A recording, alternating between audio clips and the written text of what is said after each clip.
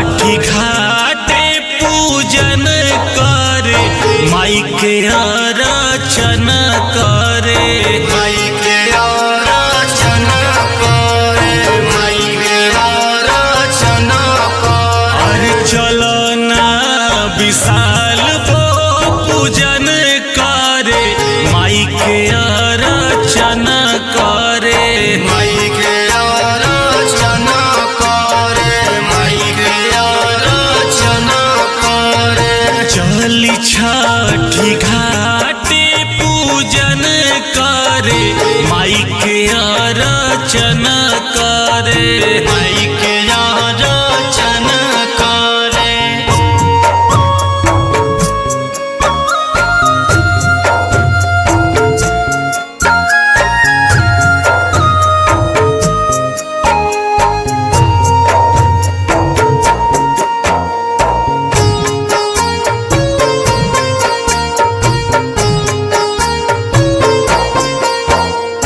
माई मोरे मन के पूरा सरधावा बेटा तुहसे तने लगौले बाया राजवा हमनी के पूरा करे असरा छठिया मैया आव घरे माई मोरे आव घरे माई मोरे आव घरे। अरे चलो नायम रेस वो पूजन करे माई के रचना करे माई के रचना करे माई के रचना करे।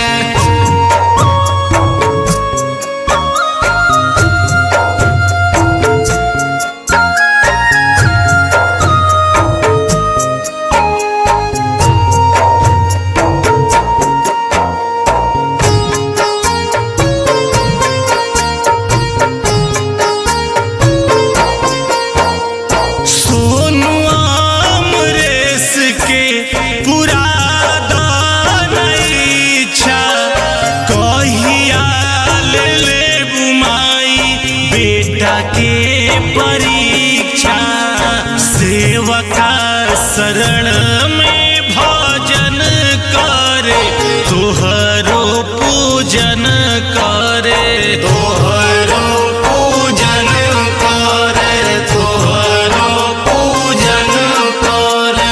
चली छठी घाटे पूजन करे माई के रचना करे माई के